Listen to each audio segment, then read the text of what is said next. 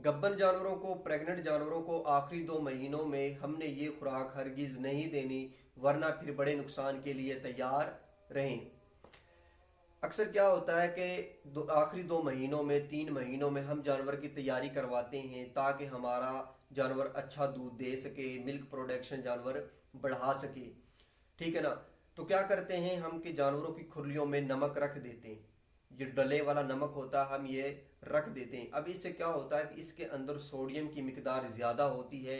इसका नतीजा ये होता है कि जानवर के जिस्म के अंदर पानी भर जाता है और ये पानी हवाने की सोजिश कर देता है। आम जुबान में कहते हैं कि भल पड़ जाना, ठीक है ना, ये होता है। और इससे अक्सर क्या होता है कि जो ये बच्चा होता है, माँ के पेट के अंदर जो बच्चा होता है, अक्सर उसके जिस्म के अंदर भी पानी भर जाता है, बच्चा फूल जाता है और फिर डिस्टोकिया के केस हो जाते हैं।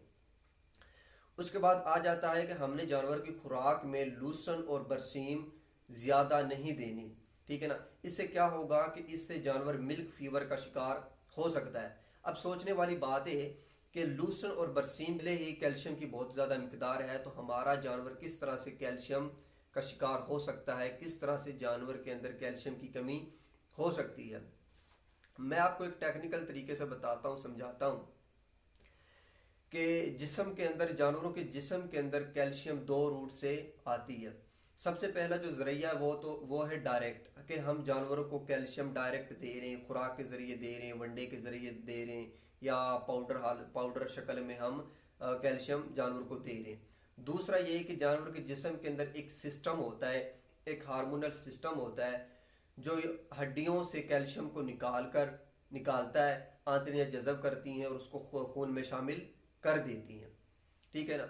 अब क्या होता है कि हमारा जो ये सिस्टम होता है ये कैल्शियम बना रहा होता है, लेकिन जब हम बरसीम लूसन जानवर को बहुत ज़्यादा दे रहे होते हैं, या हम वंडा बहुत ज़्यादा दे रहे होते हैं, ठीक है ना, जिसके अंदर कैल्शियम की बहुत ज़्यादा मकदार होती है। अब जिस्म के अंदर कैल्शियम की मकदार ज़्यादा हो जाती है, तो जो हमारा ये सिस्टम होता है तो ये कहता है कि अब जानवर के जिस्म के अंदर कैल्शियम की मकदार बहुत ज़्यादा हो गई है, तो इसी वजह से वो जो सिस्टम होता है वो कैल्शियम बनाना कम कर देता है, सुस्त पड़ जाता है, आहिस्ता हो जाता है, क्योंकि हमें जिस्म को कैल्शियम की मकदार पहले से ही बहुत ज़्यादा मिल रही है। तो हमारा ये जो सिस्टम होता है, हार्मोनल सिस्टम होता है, ये कमज़ोर पड़ जाता है, सुस्त हो जाता है। अब इसका नतीजा क्या होता है कि जब हमारा जानवर बच्चा देता है, जानवर काविंग कर देता है, ठीक है, उसके बाद जानवर कोलोस्ट्रम बोली देता है, तो बोली के अंदर कैल्शियम की बहुत ज़्यादा मकदार जिस्म से बाहर निकल जाती है, ठीक। हार्मोनल सिस्टम होता है वो सुस्त पड़ा हुआ है, ठीक है।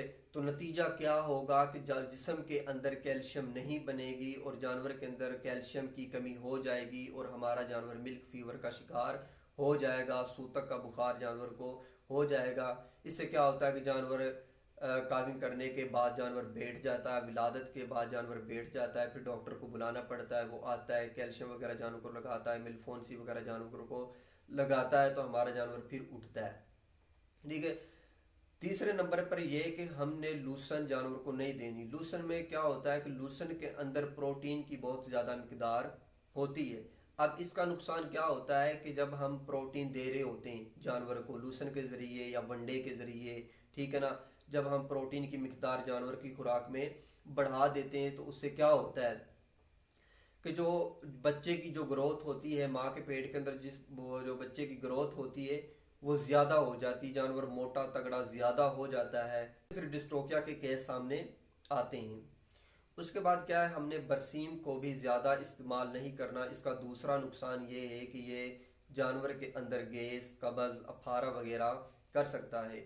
इसको अगर हमने इस्तेमाल करवाना है मतवाज़न खुराक के साथ, ठीक है, उसके बाद हमने इसको सुखा कर खुश्क करके, ठीक है, इसको अच्छी तरह से कुतर के हमने जानवर की खुराक में देना है, तभी हम अपने जानवर से अच्छी प्रोडक्शन ले सकते हैं।